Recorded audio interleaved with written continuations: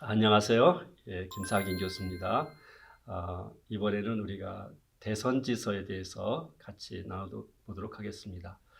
대선지서는 이사야, 에레미야, 에가와 에스겔, 다니엘 이 5권에 해당하는데 그 5권의 중요한 신학적인 논점과 또 각 권의 개관과 주요 사항들을 여러분과 함께 나누도록 하겠습니다. 선지서의 일단 선자들을 먼저 소개하고 시작을 해야 될 것 같은데 8세기 BC 선지자, 그러니까 자부터 시작해서 이제 5세기까지 있는데 8세기 BC의 선지자는 호세아, 아모스, 요나, 이사야가 거의 동시대, 그러나 조금 앞선 전후 시대가 됩니다. 그다음에 7세기가 스바냐, 나훔, 하박국, 예레미야. 그다음에 6세기는 이제 포로 시대나 포로 후기 시대인데 다니엘, 에스겔, 오바댜, 학개, 스가랴. 그리고 마지막으로 5세기 BC의 선지자들은 말라기, 에스라, 느헤미야, 요엘이 거기에 해당이 되겠습니다. 선지서의 전체적인 일관된 주제들을 소개하면 제일 중요한 게 언약 관계입니다. 선지자는 하나님께서 자기의 직접 말씀하셨다고 주장하므로 여호와 말씀이 내게 임하니라 이렇게 여호와께서 말씀하시기를, 그래서 자기의 권위를 하나님의 말씀과 같이 둡니다. 그리고 하나님께서는 언약 관계를 세우셨는데 이 언약 관계는 시내산 언약을 말합니다. 율법을 말하는데 하나님이 선택과 언약이 이렇게 함께 가고 바로 선지자들은 주로 백성들이 이 언약을 파기하고 언약을 지키지 않아서 그 죄를 졌고 그 죄에 대한 심판이 있다는 말씀을 선포합니다. 그래서 다시 언약 관계로 율법에 순종하는 관계로 돌아오게 하고, 그러나 그것이 완전히 성취되지 않을 때 종말적으로 하나님이 이런 모든 약속들을 성취하실 것을 예언합니다. 먼저 이사야를 보면 이사야는 하나님은 구원이시다라고 하는 그런 이름의 의미가 있어서 거기에 그 의미가 바로 책의 전체의 배경이 됩니다. 그래서 이사야는 구약의 가장 위대한 선지자다 이렇게 평가를 받고, 또 구약에서 가장 선명한 그 복음을 제시하는 복음서로 그렇게 소개를 받습니다. 이 이사야는 8세기, 그러니까 그때 가장 중대했던 그런 사건들은 시리아 에프라임 그 전쟁이라고 그러는데 730년 BC에 그 시리아의 르신과 또 사마리아의 베가가 동맹을 맺어서 아시리아 티글라스필레스 3세에게 저항했던 그런 국제적인 배경인데, 유다의 아하스가 바로 친아시아 정책을 쓰고 르신과 베가와 이렇게 같이 하지 않기 때문에 시리아와 사마리아가 연합해서 아하스를 공격합니다. 그래서 이걸 시리아 에프라임 전쟁이라고 합니다. 734년에 일어났고, 이걸 통해서 유다의 그 아하스 왕이 아시리아 왕에게 도움을 요청함으로 이제 시리아를 멸망시키고, 그 다음에 결국은 이제 그 히스기야 왕 때 사마리아가 멸망을 하게 됩니다. 722년 BC. 그 다음에 사마리아가 멸망한 다음에 아시리아는 또 다시 유다를 침공해서 701년에 사네립이 히스기야 왕이 다스리는 유다를 침공하는 사건이 일어났었습니다. 이사야 6장에 보면 이사야가 부름 받을 때 우시아가 죽던 해에 그 성전에 그 높이 들린 그런 흰 옷을 입은 주님의 환상을 보면서 이사야가 부름을 받습니다. 그게 740년입니다. 우시아는 약 50년을 다스린 그런 왕이었고, 그가 죽었다고 하는 것은 나라의 위기가 왔다는 걸 말하고, 그 아들 요담이 잠시 통치를 했고, 그 다음에 아하스가 통치를 했고, 그 다음에 아하스와 히스기야 통치가 공동 통치가 있었습니다. 당시에는 연대가 약간 겹치는 것은 공동 통치가 있었기 때문에. 그런데 히스기야는 729년부터 다녔지만 공동 통치를 했고 자기 단독 통치는 715년에 했습니다. 이사야서는 그 주제의 통일성 문제하고 이사야 저작설이 이렇게 문제가 되는데, 성경에서는 아모스의 아들 이사야가 이 예언을 했다고 말합니다. 신약에도 20회 이상 이사야를 저자로 언급하고 있습니다. 그러나 좀 그 자유주의적인 해석에서는 한 사람이 아니고 여러 사람이 집필했다고 하는데, 이사야하고 제자들이 편집했다고 하는 그런 설이 있고, 편집설이 있고, 2명의 저자, 그래서 퍼스트 이사야, 세컨드 이사야 이런 말도 있고, 3명의 저자라고 하는 그런 견해가 있습니다. 1장부터 39장까지는 주로 심판에 대한 얘기가 많이 있고, 40장부터는 내 백성을 위로하라 위로해서 이제 포로와 해방을 얘기하기 때문에 두 개가 너무 주제가 다르고 시대의 배경이 다르기 때문에 두 명을 저자로 하는 그러한 학설이 많이 있습니다. 그러나 이사야 통일성은 하나님의 예언성을 인정하면 그렇게 어려운 것은 아닙니다. 이사야 통일성을 지지한 학자는 마르갈리오트나 오티 앨리스, 그 다음에 이제 영 같은 그런 사람입니다. 그래서 그것을 우리가 뒷받침하기 위해서 좀 하는 근거들은 이사야에만 독특하게 쓰이는 언어가 있는데 이스라엘의 거룩한 자, 더 홀리한 이스라엘이라는 단어입니다. 이것은 이사야에서는 25번이나 쓰였지만 이사야 이외의 구약 전체에서 5번밖에 안 나오기 때문에 이사야 언어라고 볼 수 있는데 이 단어가 그 1장부터 39장까지 12번이 나오고 그 다음에 후반 40장부터 6장에 13번 나옵니다. 전반과 후반에 이스라엘의 거룩한 자라는 중심 용어가 쓰여 있고 또 율법이 시온에서 나온다라고 하는 것도 2장과 51장에 같이 나옵니다. 또 하나님의 성령이 메시아에게 임하는 게 11장에 하나님의 지혜의 영이 임한다고 그랬는데 61장 1절에도 그 말씀이 임해서 하나님의 영이 임하심의 통일 주제가 있고 또 에덴의 회복의 이미지도 11장에 보면 이렇게 어린애가 독사굴에 손 놓고 이런 구절이 있죠. 그것이 11장에도 나오고 65장에도 나옵니다. 그렇기 때문에 이사야는 형식상으로는 둘로 나누는 것 같이 보이지만 통일성을 이루고 있다라고 주장을 할 수가 있습니다. 그다음에 이사야의 구조를 보면 첫째 1장부터 12장까지는 예루살렘의 심판과 구속이 주제를 이룹니다. 물론 그 중간에 약간 드라마의 이 장면 저 장면 바뀌듯이 희망과 회복의 이미지도 주어지만 주로 흐름은 심판이고 그 다음에 구속입니다. 13장 23절에는 열방에 대한 예언으로 열방을 통치하신 하나님의 의를 얘기하고 특별히 24장부터 27장까지는 이사야 묵시록을 이라고 하는데 창조를 되돌리키는 취소시킬 것 같은 그런 언급까지 있습니다. 종말론적 심판자 하나님을 말하고 그다음에 28장부터 35장은 예루살렘의 의로운 왕으로 통치하실 하나님 또 메시아에 대한 예언이 있고 특별히 36장 39장은 역사적인 프록 그렇게 말하고 영어로 히스토리컬 프롤로그라고 그러는데 그 아시리아의 침공 이런 히스기야 왕 때의 역사가 나오는데 열왕기서에도 동일한 역사가 나옵니다. 그래서 이제 36장 39절에 아시리아 침략을 막아내고 히스기야가 이제 병들었다가 회복됐을 때 바벨론 사신이 찾아오죠. 그것이 바로 이사야의 전체적인 배경이 아시리아부터 바벨론으로 옮겨가는 그런 계기가 됩니다. 40장부터 55장은 바벨론 포로에서 본토 귀환과 회복과 이런 걸 얘기하고 종말적으로 이제 56장부터 66장까지 새 하늘과 새 땅의 약속으로 마치게 됩니다.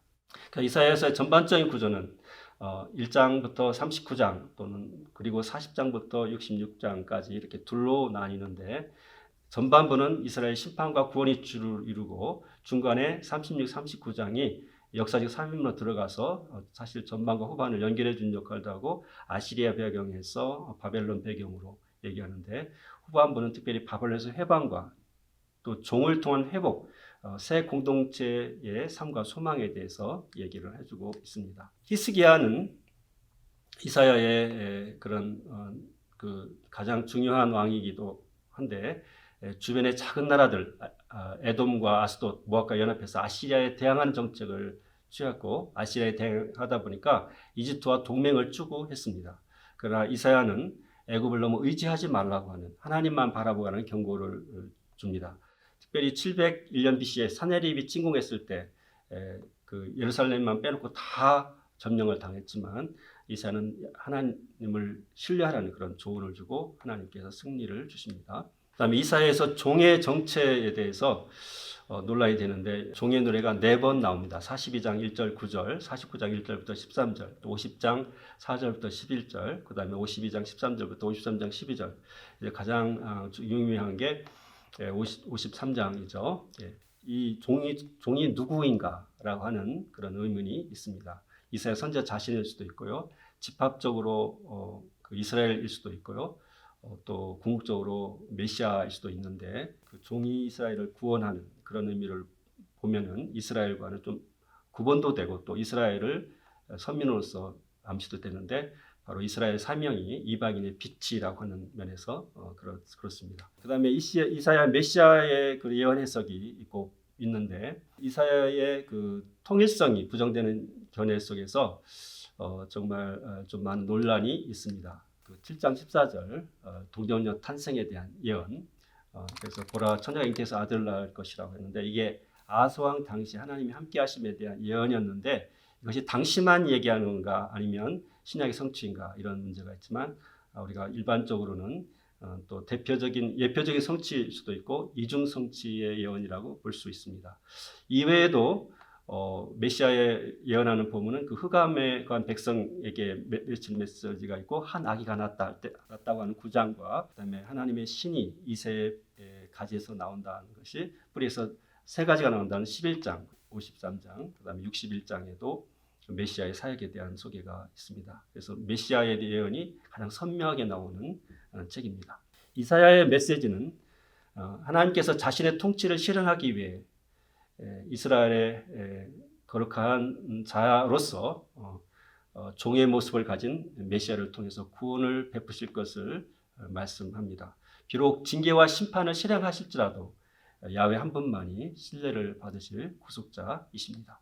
이사야 신학은 이스라엘의 거룩한 자로서의 하나님인데 이스라엘의 거룩한 자란 말은 심판과 회복을 동시에 주시는 말씀입니다. 그리고 남은 자 사상, 렘넌트 사상이 있는데 비록 포로 잡혀가도 회복할 백성을 남겨두신다. 그런 그루터기 신앙이 있습니다. 그루터기가 영어로는 Holy Seed, 거룩한 씨가 됩니다.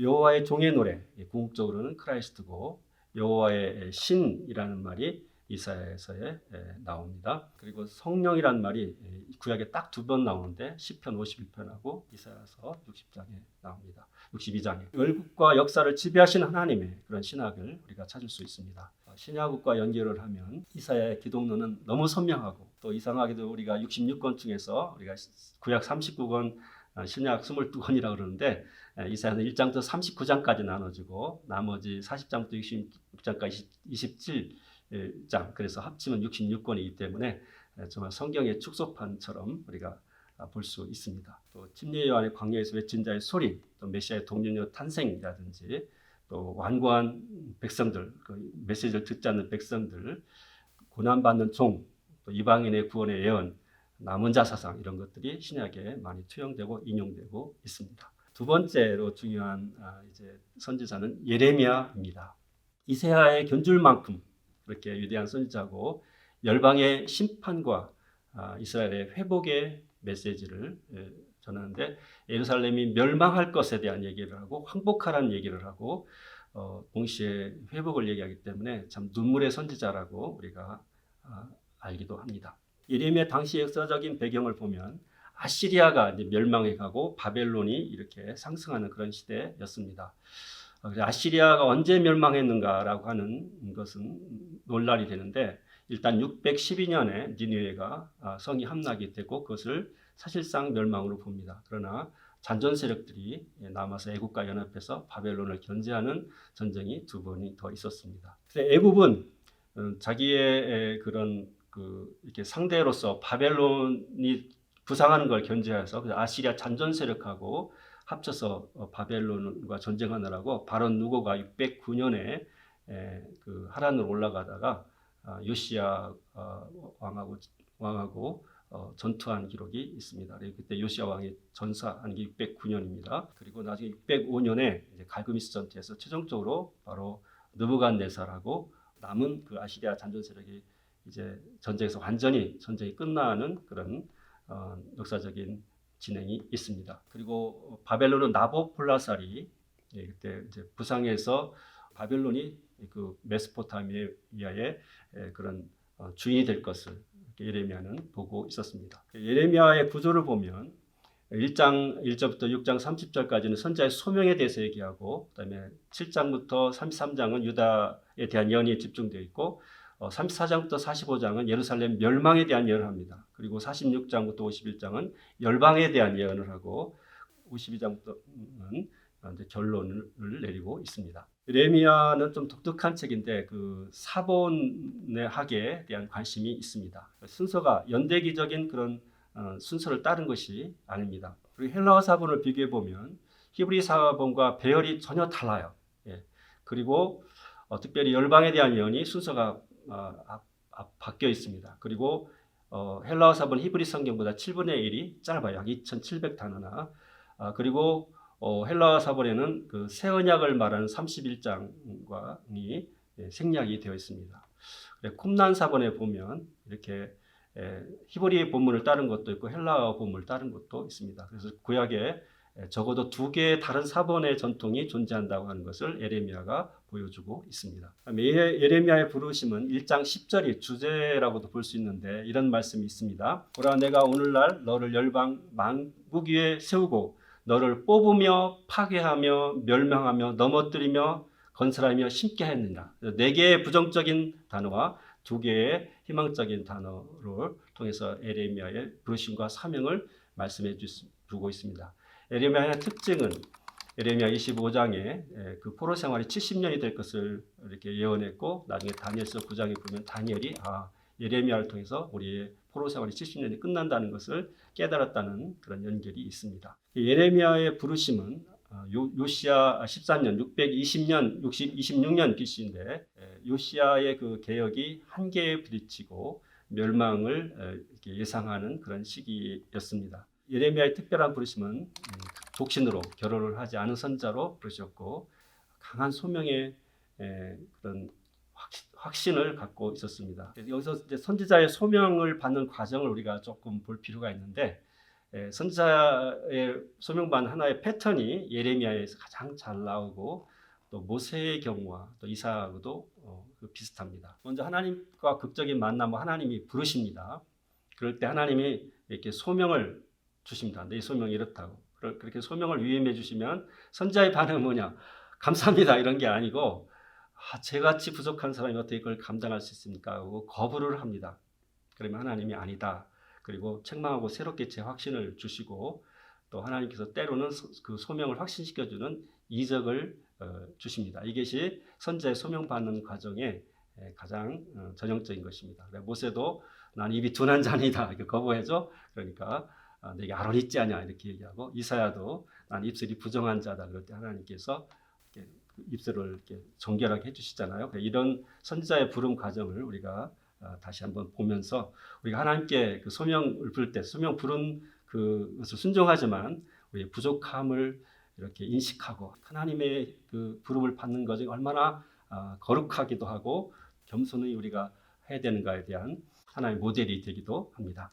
문학적인 구조를 보면 그 일관적인 구조가 없다 그랬죠. 아까 말한 대로 그 사본에 따라 좀 순서가 다른데, 이제 거기에 위로의 책이 있습니다. 30장부터 33절에 예루살렘의 멸망을 예언하면서도 예루살렘 미래 회복의 희망을 강조해 주고 있고, 46장부터 51장에 이방 나라에 대한 신탁이 있는데, 하나 우리 시작할 때 그 살구나무 가지하고 가마의 환상이 있는데, 살구나무는 사케드, 소케드 그런 말을 통해서, 살구나무는 봄에 처음에 피잖아요. 그래서 뭔가 일깨워주는, 그래서 이제 일깨워준다고 하는 히브리어하고 이렇게 언어 유희가 되고 있습니다. 그래서 예레미야는 일깨워주는 역할을 하고, 또 가마의 환상을 통해서 멸망이 쉽게 임할 것을 말합니다. 또 두 모압과 광절의 환상 이런 것도 나옵니다. 그래서 이사야에서 가장 하이라이트는 새 언약입니다. 31장 1절부터 34절에 나오는 건데, 이제 이것은 포로로 잡혀갔기 때문에, 그 포로 잡혀간 이유가 율법을 지키지 못했기 때문에 그렇잖아요. 그러니까 이제는 기록된 것으로는 한계가 있다는 걸 하나님이 아시고, 그 율법을 마음에 새겨주신다고 하는 것이 새 언약입니다. 하나님이 마음에 새긴 율법을 주시고, 여호와라는 지식이 충만하게 하시고, 죄의 완전한 용서를 주시고 다시 기억하지 않으신데, 이것은 구약에서 예언하지만 예수님의 십자가를 통해서 이루어지는 새 언약을 누가복음 22장 20절에 말씀합니다. 새 언약은 이미 예수 십자가를 통해서 우리에게 이루어졌지만, 완전한 것은 종말적 성취로 남아 있습니다. 그래서 우리가 신학적 용어로 already, not yet 이 말을 우리가 쓰고 있기 때문에, 예수님의 축복이 십자가의 구속으로 시작됐지만 천년 왕국에서 완성될 것을 바라보고, 이 새 언약은 신약의 오순절에 성령의 충만한 임재와 사역을 염두에 두고 있습니다. 그것이 에스겔서와 또 이사야에서도 부분적으로 이것을 뒷받침해주고 있습니다. 예레미야의 신학은 그 하나님과 백성의 언약인데, 언약에 신실할 것을 강조합니다. 그래서 그 언약은 모세가 전한 시내산의 언약, 그 율법을 다시 강조하는 것입니다. 그리고 새 언약도 사실은 그 율법을 내면에 새기기 때문에 연속성이 있습니다. 물론 예수님의 그런 새롭게 해주시는 말씀이 같이 있습니다. 예레미야의 그 중보기도, 그 모세의 중보기도를 생각하게 하고 미래에 대한 소망으로 메시아에 대한 예언과 새 언약을 주시고 의로우신 하나님, 여호와는 우리의 의라는 말을 강조하고 있습니다. 새 언약이 그래서 아까 중심이라고 그랬고 이거는 성령의 강림이 전제가 되어 있고 예수 그리스도를 통해 성취될 새 언약을 신약과 연결하고 있습니다. 바벨론 멸망과 계시록인데 내 백성아 바벨론에서 나오란 말이 있는데 그것이 예레미야 50장 8절에도 나오고 계시록의 18장 4절에도 이렇게 나옵니다. 그래서 이 예레미야와 계시록이 연결되는데 이 바벨론은 하나님을 대적하는 세속적인 왕국의 상징입니다. 또 예수님의 성전 성기라든지 스데반이 왕과 귀 할례지 못한 자들 이런 표현들이 예레미야 9장과 연관이 있습니다. 그다음에 예레미야 애가서는 예레미야와 이렇게 함께 가야 되는데 예레미야 애가서는 바로 예레미야가 쓴 것으로 보는데 성전 파괴와 철저한 절망과 회개를 촉구하고 있습니다. 그러나 그럼에도 불구하고 하나님의 신실하신 성품에 근거한 희망을 엿보고 있습니다. 그래서 애가서는 국가의 고통 문제를 다루는데 모세의 언약을 어김으로 예루살렘이 함락되고 성전이 파괴되는 그런 비극을 맞게 됩니다. 그래서 굉장히 비애감이 있고요. 절망과 고독이 있고 장례를 하는 조가 형식으로 단조로 되어 있습니다. 그러나 여전히 회개와 회복의 가능성을 열어두고 있습니다. 왜냐하면 야훼의 성품이 성실하고 크시기 때문입니다.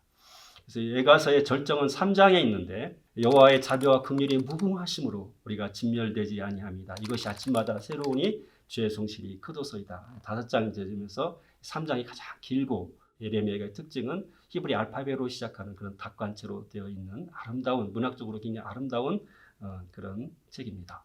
이 책의 이름도 에카, 히브리어로 에카는 어찌하여라는 뜻인데 에가를 시작하는 그런 시작으로 되어 있고 또 헬라어 성경에 뜨렌이라고 되어 있고 불가타가 라멘타에서 라멘테이션 영어 이름이 나왔습니다. 단조, 3-2 리듬으로 되어 있습니다. 역사적인 배경은 예루살렘은 바벨론의 3번 침략으로 멸망하는데 특별히 586년에 성전이 파괴되는 가장 심한 비극을 경험하고 다윗 왕조가 끊어지고 절단되고 이스라엘의 많은 수가 포로 잡혀가고 예루살렘은 폐허가 된 그런 상황을 애도하면서 그걸 슬퍼하는 그런 내용으로 되어 있습니다. 그 메시지는 바로 죄에 대한 마땅하고 쓰라린 결과를 당하고서 예루살렘은 가슴에 사무치는 비참함과 고통을 슬퍼합니다. 하지만 주의 자비와 긍휼과 성실에서 여전히 회복의 소망이 있다는 확신을 갖습니다.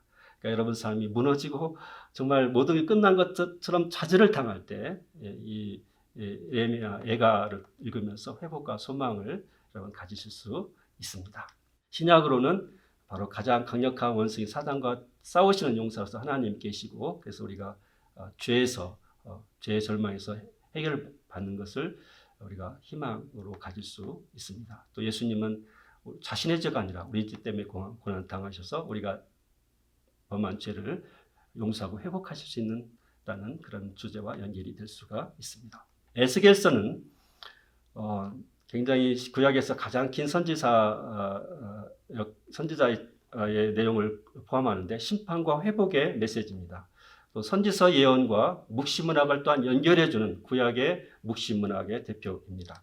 역사적 배경은 이 바벨론 그 포로로 잡혀간 제사장 가문의 출신으로서 부름을 받는데 이렇게 나중에 보면 이 제사장이 선지자로 부름 받는 그런 경우가 바로 에스겔입니다. 율법이나 성전을 잘 알고 있었고 포로지에 있었지만 성전의 묘사를 잘 할 수 있고 그 뜻은 하나님이 강하게 하신다. 그래서 포로지에서도 하나님 담대하게 하나님의 말씀을 외치고 아마 예레미야의 설교를 듣고 포로로 잡혀갔을 것으로 봅니다.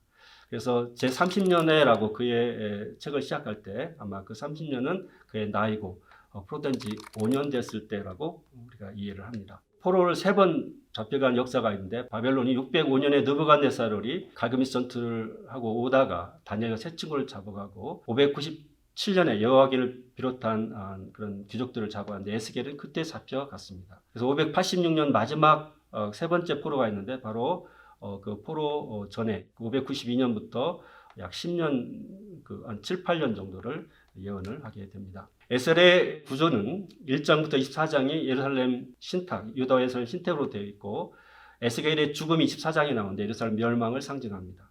25장부터 32장은 이방 나라에 대한 신탁이 있는데 선지서는 바로 이방 나라의 신탁을 통해서 하나님께서 주권적으로 이방 나라도 다스림을 말하고 그중에 특별히 유명한 것은 28장에 두로 왕의 교만에 대한 예언이 있습니다. 두로 왕을 직접적인 아니지만 그 이미지 속에서 사단의 이미지로 묘사하는 그런 특징이 있습니다. 그리고 먼 미래에 대한 축복의 예언으로서 33장, 48장에 이렇게 기록이 되어 있고 파수꾼의 사명을 특별히 강조하는 33장에 있습니다. 그리고 에스겔의 또한 특징도 예레미야처럼 히브리어 본문과 헬라어 본문을 비교해 보면 헬라어 본문이 약 8분의 1, 13%가 짧다는 것이 있습니다. 그래서 쿰난사본에는 바로 이 두 가지 본문이 함께 있었고 적어도 2개 내지 3개 이상의 히브리 전통이 이게 다르게 흘러오고 있다고 하는 것을 보여주고 있습니다. 에스겔의 특징은 상징과 비유가 많아서 구약의 묵시문학의 아버지라고 불리고 매우 정교한 묘사가 있습니다. 묵시문학은 프로 같은 암울한 현실을 초월해서 존재하는 하늘의 세계를 보여주면서 선민을 위로합니다. 현실과 하늘의 세계를 비교해주고 있습니다.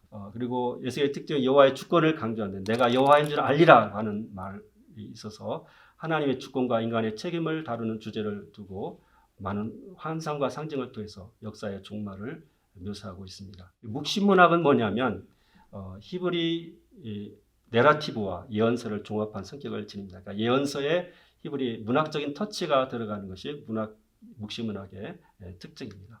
특별히 종말과 선지 성전에 동물 희생제사가 있는데 이것이 새 언약 다음에 동물 제사가 있는 것이 이상하지만 이것이 실제적인 그런 제사가 필요해서가 아니라 성전을 봉헌하고 기념적인 희생을 드리는 것으로 우리가 이해를 합니다. 그리고 특별히 이 에스겔서에 인자라는 명칭이 90번 이상 나오는데 전능하신 하나님과 대비되는 명칭이고 선지자가 바로 성령에 의존할 필요를 알려주고 있습니다. 그래서 인자는 단순한 사람을 가리키지만 신약으로 보면 예수님의 인성과 성령의 의존성의 관점에서 우리가 연관성을 가질 수 있습니다. 메시지는 야훼는 더럽혀진 성전에 거하실 수 없으므로 이스라엘은 포로의 징계를 통해서 정결해진 것입니다. 그러니까 포로 생활은 징계이기도 하지만 하나님이 정결케 하시는 시간이라고 하는 메시지를 주고 그 후에 이스라엘은 야훼가 그들 중에 영구히 거하실 준비로서 회복되고 갱실될 것을 말하고 있습니다. 그래서 여호와 삼마 그것은 하나님이 거기에 영원히 거하신다라는 메시지가 됩니다. 하나님의 거룩성이 거기 강조되고 인간의 죄가 이스라엘의 죄가 강조되고 또 에스겔의 그 성전에서 흘러나오는 물, 치유하는 물 이 주제는 유엘서와 스가랴서에서 나와서 굉장히 중요한 주제가 되고 이제 신약의 성령의 사역과 연관돼서 이 배에서 흘러나오는 그런 생수가 되고 요한계시록에도 이 생수가 연결이 되고 있습니다. 그리고 곡과 마곡은 38장, 39장에 새 성전 바로 나오는데 마지막 이스라엘 하나님의 선민을 대적할 그런 곡과 마곡은 바로 그 적그리스도를 대변하는 자들로 봅니다. 그 다음에 땅과 여호와의 사문대 땅 분배가 나오고요. 가나안 정복점 땅 분배가 나오고 그 다음에 제사장의 직분이 주어지고 어떤 형태로든지 성전이 회복될 것을 얘기하는데 이게 실제적인 성전인지 아니면 상징적인 것인지는 좀 논란이 있습니다. 가장 의미 있는 그 도시의 이름이 하나님의 임재를 나타내는 여호와가 거기 계시다. 히브리어로 여호와 삼마로 끝나는데 하나님이 거하시는 성전, 그래서 영원히 회복될 성전을 상징하면서 마무리가 되고 있습니다. 에스겔 신학은 바로 인간의 주권과 하나님의 주권과 인간의 책임, 하나님의 거룩함과 초월성을 말하고 하나님이 바로 포로지에서도 임시적인 성소로 거하신다. 그런 마음을 주시고 예레미야 새 언약과 비슷하게 그 돌 같은 마음을 부드럽게 하시고 새 마음과 새 영을 주신다. 미래의 희망을 주고 또 선한 목자를 예언하면서 마치는 내용들이 있습니다. 신약의 65회 아주 많이 인용되고 성전에서 흘러나온 물이 요한복음에서 리빙 워터, 생수, 또 내 배에 생수가 흘러나리라 또 쓰이고 있고 하나님 보좌로부터 흘러나온 생명수와 연결이 되고 있습니다. 다니엘서는 하나님의 영원하신 통치와 열국을 말하고 포로지에 선포된 하나님의 주권과 나라를 말하고 있습니다. 다니엘 이름은 하나님이 나의 심판자라고 했고 에스겔이 3번이나 언급했기 때문에 에스겔하고 다니엘이 같은 시대라는 것을 암시하고 또 다니엘도 예레미야를 언급한 것을 보면 그 시대가 비슷한 시기라고 볼 수 있습니다. 다니엘은 605년에 포로 잡혀가서 고레스왕 3년 536까지 아주 오랫동안 있는데 바로 이 다니엘의 생애가 포로 기간 70년을 그렇게 상징하고 있는 것으로 보입니다. 연대와 저자에 대해서는 그 후반부 7장부터 12절의 예언들이 너무나 정확하기 때문에 자유주의 학자들이 그것을 인정하지 않으려고 합니다. 그래서 주전 165년에 안티오코스 그런 에피파네스와 연결하려고 하거나 사후 예언, 이미 일어난 일들을 예언처럼 서술한 거라고 말하는데 그러나 믿음으로 보면 그것은 다니엘서는 한 사람이 저술한 걸로 볼 수 있습니다. 이스라엘 역사 612년에 니느웨 성이 멸망한 것부터 605년 가그미스 전투까지 아시리아가 멸망하고 이렇게 바벨론이 이렇게 부상하는 그런 시기에 이 다니엘이 사로잡혀가고 사역을 했습니다.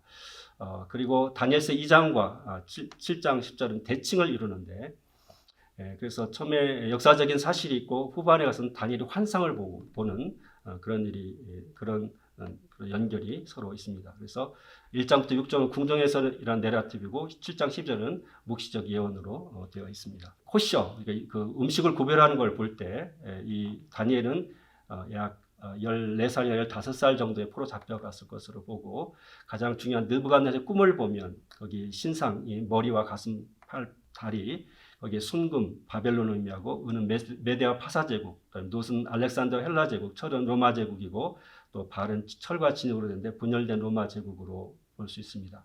이것이 후반에도 계속돼서 독수리의 날개 달린 사자, 또 곰, 둑불 수양, 또 표범, 염소, 또 새로 된 이를 가진 짐승, 또 작은 뿔이라는 말인데 리틀 혼, 작은 혼은 적그리스도를 가리킵니다. 그래서 느부갓네살의 간증이 이제 하나님의 통치를 얘기하는데 지극히 높으신 하나님이 참으로 크시도다. 그 이적이여 참으로 능하도다. 그 놀라운 일이여 그의 나라는 영원한 나라여 그의 통치는 대대이르도다라고 이방 왕을 통해서 하나님의 영원한 통치를 얘기한 건 참 인상 깊은 일입니다.